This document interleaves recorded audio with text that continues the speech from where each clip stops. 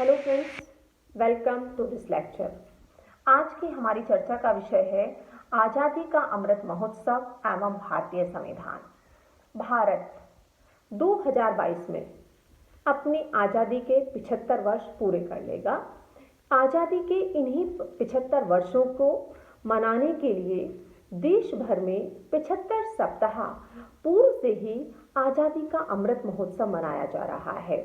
माननीय प्रधानमंत्री जी के द्वारा 12 मार्च 2021 से गुजरात के साबरमती से इस आज़ादी के अमृत महोत्सव को मनाने के कार्यक्रमों का आरंभ किया गया था और यहीं से साबरमती से ही महात्मा गांधी जी के नेतृत्व में दांडी मार्च का आरंभ किया गया था। इसलिए ये स्थान और भी महत्वपूर्ण हो जाता है। ये जो आज़ादी का अमृत महोत्सव है, यह देश भर में सभी जगहों पर मनाया जा रहा है। इस आज़ादी के अमृत महोत्सव को जो मनाने का उद्देश्य है, जो रखा गया है कि इसको एक पर्व के रूप में मनाया जाए, एक उत्सव के रूप में मनाया जाए, जिसमें सभी देशवासियों की सहभागिता हो। हर देशवासी इस महोत्सव में भाग ले, उसको मनाने में उसकी सहभागिता हो। माननीय प्रधानमंत्री जी ने अपने उद्बोधन में कहा था कि ये जो आज़ादी का अमृत महोत्सव है, यह एक ऐसा पर्व हो जिसमें स्वतंत्रता संग्राम की भावना, उसका त्याग साक्षात अनुभव हो। इसी के साथ साथ जिसमें देश के शहीदों को श्रद्धांजलि हो, उनके सपनों का भारत बनाने की संकल्पना भी हो, जिसमें सनातन भारत के घाव की झलक हो, जिसमें आधुनिक भारत की चमक हो, जिसमें मनीषियों के आध्यात्म का प्रकाश हो, जिसमें वैज्ञानिकों की प्रतिभा और सामर्थ्य को दर्शाया जाए। अर्थात इस आज़ादी के महोत्सव को इस प्रकार से देश भर में मनाया जाए, जिसमें जो हमारे स्वतंत्रता संग्राम के दौरान जो हमारे शहीदों का बलिदान रहा है, उनके द्वारा जो मूल्य स्थापित किए गए हैं, उनको हम याद करें और जो स्वतंत्रता प्राप्ति के पश्चात जो हमारी उपलब्धियां रही हैं, उनको आगे लेकर जाने का भी संकल्प यहाँ पर लिया जाए और उनको आगे लेकर बढ़ाया जाए। इस कार्यक्रम को जो आज़ादी का अमृत महोत्सव मनाया जा रहा है, इसके 5 प्रमुख स्तंभ हैं। इन 5 प्रमुख स्तंभों में एक है स्वतंत्रता संग्राम, 75 पर विचार, 75 पर उपलब्धियां, 75 पर कदम और 75 पर संकल्प। अर्थात जो हमारा स्वतंत्रता संग्राम रहा है, उसको हम याद करें, उन शहीदों को नमन करें, उन मूल्यों को संजो कर रखें जो स्वतंत्रता संग्राम के दौरान जिन्हें स्थापित किया गया था। जो हमारे विचार हैं, वो विचार वर्तमान में जो विचार हैं वो उससे जुड़े। जो हमारी उपलब्धियां रही हैं, क्योंकि भारत में जो वर्तमान तक हम 74 वर्ष अपनी आज़ादी के पूरे कर चुके हैं, तो जो ये हमारी उपलब्धियां हैं, हम उनको देखें और इसी के साथ साथ जो हमारे आगे आने वाले कदम होंगे, वो कदम कैसे होंगे और उसके लिए जो हमें संकल्प लेना है, वो संकल्प लें कि आगे आने वाले जो समय है, उसमें जिन लक्ष्यों को प्राप्त करना है, वो कौन कौन से लक्ष्य होंगे और उन लक्ष्यों को किस प्रकार से प्राप्त किया जाएगा, ये इसका उद्देश्य रखा गया है। जो उद्देश्य है कि इस तरीके के जो अमृत महोत्सव के अंतर्गत जो बहुत सारे कार्यक्रम आयोजित किए जा रहे हैं, उन कार्यक्रम को मनाने के लिए या मनाने के पीछे जो एक और उद्देश्य है, वो यह है कि भारत में जो वर्तमान में हमारा युवा वर्ग है, उस युवा वर्ग को इन मूल्यों के साथ किस प्रकार से जोड़ा जाए। क्योंकि अगर हम स्वतंत्रता के पश्चात से देखें, तो स्वतंत्रता के पश्चात की जो हमारी पीढ़ी थी, वह वो पीढ़ी थी जिसने की स्वतंत्रता आंदोलन में प्रत्यक्ष एवं अप्रत्यक्ष रूप से भाग लिया था। उन्होंने स्वतंत्रता आंदोलन के दौरान जो अनुभव रहे थे, उन्होंने उसे अनुभव किया था या उससे वो जुड़े रहे थे, अपना योगदान दिया था। उनके जो मूल्य थे, उनसे उन्होंने सीखा था। दूसरी पीढ़ी हमारी वो थी जिसने की अपने जो हमारे ये स्वतंत्रता प्राप्ति के पश्चात की जो पहली पीढ़ी थी, उनसे उनके स्वतंत्रता आंदोलन के बारे में सुना था, समझा था और जाना था। तीसरी पीढ़ी जो वर्तमान की पीढ़ी है, अगर हम उसे वर्तमान की युवा वर्ग को कहें तो यह वो वर्ग है जिसने उन्हें पुस्तकों के माध्यम से, लेखों के माध्यम से, चित्रों के माध्यम से, फिल्मों के माध्यम से जाना है और समझा है।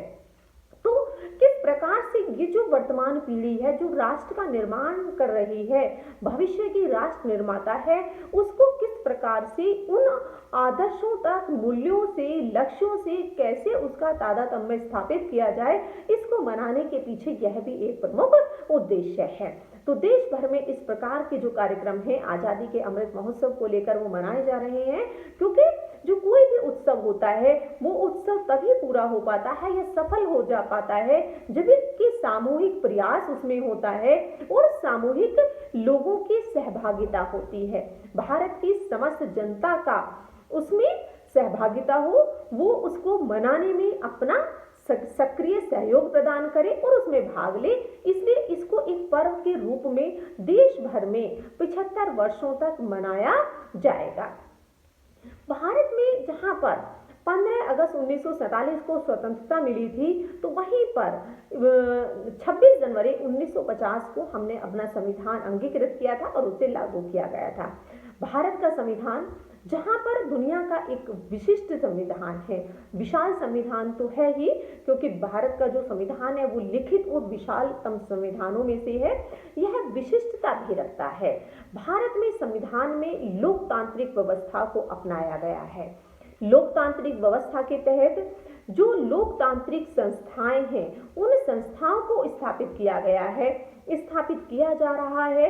उसके पश्चात से उसमें उनको और मजबूत बनाया जा रहा है, सबल बनाया जा रहा है, समृद्ध बनाया जा रहा है। और इसी के साथ साथ जो लोकतांत्रिक मूल्य हैं, लोकतांत्रिक प्रक्रियाएं हैं, उनको भी विकसित करने पर निरंतर बल दिया जा रहा है।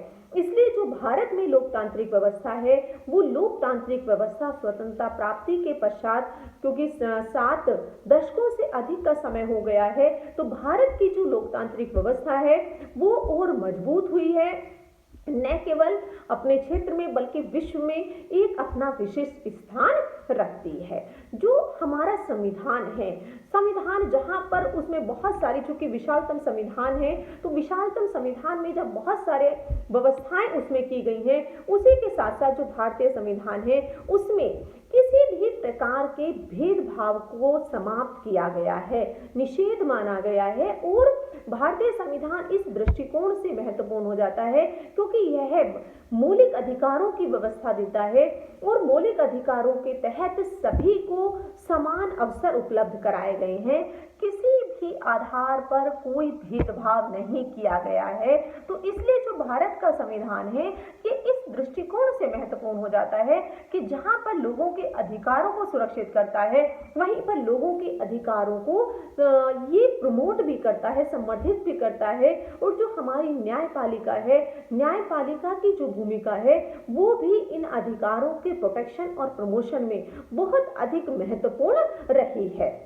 भारत के संविधान की जब हम बात करते हैं तो भारत का जो संविधान है जहां पर ये अधिकारों को सुरक्षित करता है, वहीं पर यह सामाजिक आर्थिक न्याय को भी स्थापित करता है।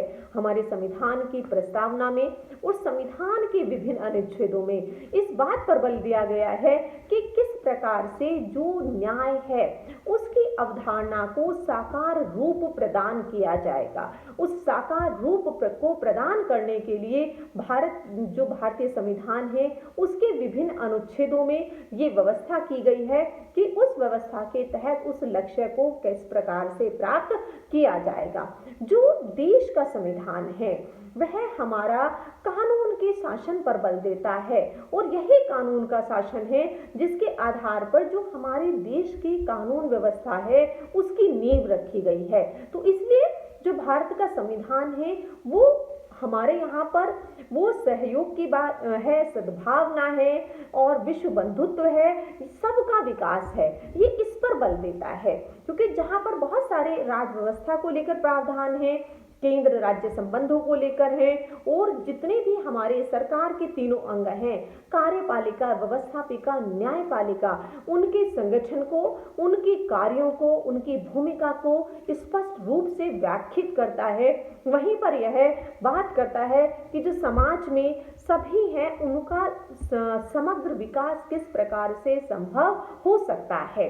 और ये जो संवैधानिक प्रावधान स्वतंत्रता प्राप्त संविधान में निहित हैं, जो हमारे संविधान के मूल्य हैं, जो हमारे संविधान के आदर्श हैं, जो संविधान निर्माताओं के द्वारा स्थापित किए गए थे, क्योंकि जो भारत का संविधान निर्मित किया गया था उसमें संविधान निर्माताओं की जो दूरदर्शिता, उनकी जो संविधान को लेकर अपेक्षाएं थी, जो मूल्य उन्होंने हर शब्द के पीछे रखे हैं, उनको प्राप्त करने में स्वतंत्रता के पश्चात से जो प्रयास किए गए हैं वो निश्चित रूप से सराहनीय रहे हैं। उन मूल्यों को, उन आदर्शों को प्राप्त करने का सभी सरकारों ने दलीय व्यवस्था से ऊपर उठकर उनको प्राप्त करने का, स्थापित करने का, बनाए रखने का निरंतर प्रयास किया है।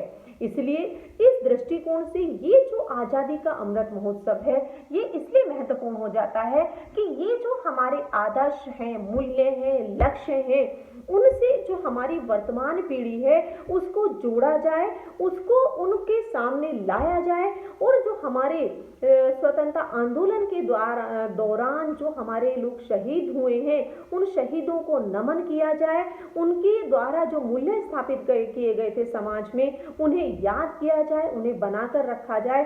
तो आजादी का जो अमृत महोत्सव है ये देश भर में मनाया जा रहा है, और इसी के साथ साथ जो लक्ष्य रखे गए हैं, जो कदम है, जो संकल्प है, उसे संकल्पों को लेकर देश जो है वह आगे आने वाले समय में इसी दिशा में आगे बढ़ रहा है। इसी के साथ आप सभी का बहुत बहुत धन्यवाद।